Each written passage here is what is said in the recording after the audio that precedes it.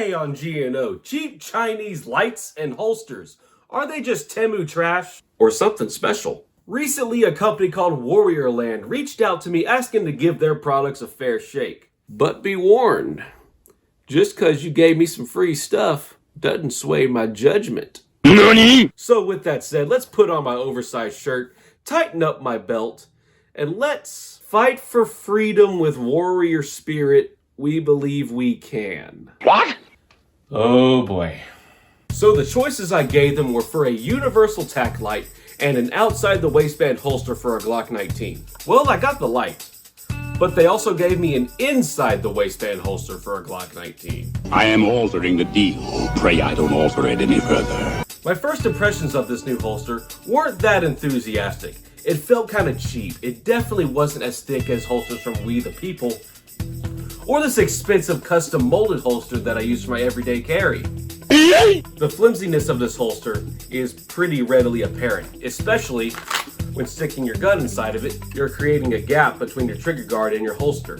I could sit here in this comfy chair all day and nitpick the crap out of this holster, but how does it perform?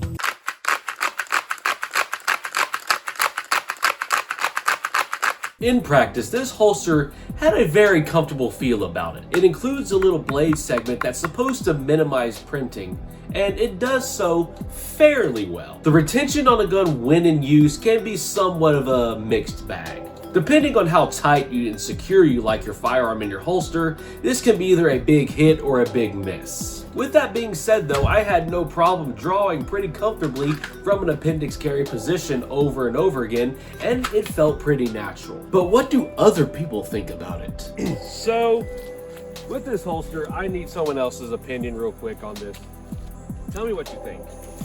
It's not a bad quality, it's decent quality. It looks similar to any other holster that you might find in Kydeck. The thing is molded for supposedly with a Glock 19, and the dagger is molded after a 19X. So it does fit in there pretty snugly. It just doesn't have that good retention factor like you see in some of the holsters like Warriorland or even We the People. But what I do like about it though is if you look on the clip right here, it has an extra little indentation on it that really secures it to your belt. So when you're going and pulling and drawing from your waistband, it doesn't feel like you're about to rip the holster out as well. So with all of that said about the holster, how was the light? Honestly, shockingly good. I don't believe it. Warriorland claims this light is universal, but I think they use that term a little too loosely, because it no-fit my FN reflex and can only grip this Walther PK380 with the included rail segment removed. However, it did fit my PSA dagger perfectly with one of the included rail segments. The construction of this light is solid. It gives you a little window that displays your battery life and lumen settings. It also is completely rechargeable with the included magnetic cable. Magnets! Oh! Now I know what you're all thinking. How bright is it? Well, have a look. My eyes! My eyes! My eyes! Up to 800 lumens is what this light is advertised of being able to pull off, and is able to send the bad guys into an epileptic fit with the strobe feature. Comparing the power of this light to something like a HoloSun PID, we do tend to see it falter a wee bit. The HoloSun PID is noticeably brighter and has a clearly more focused beam, while the Warriorland light is more of a flood. I don't think it's going to make that much of a difference in a gunfight, but I'll leave that decision up to you. I am happy to report, however, that after firing the dagger with this light extensively, it still worked. It took the punishment like a champ. But does it work in a hurricane? It works!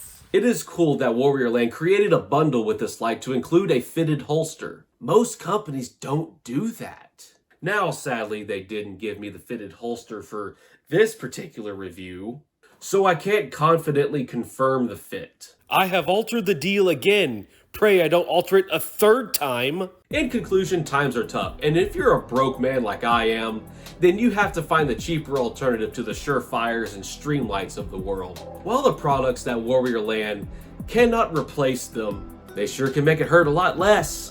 Bundling this tack light with a fitted holster is a really good way to equip yourself with something that's just gonna get the job done. And honestly, you could do a lot worse. But when the day comes that wallets are fuller and milk is not 40% higher, I am sure that we'll be rocking top of the line equipment once again.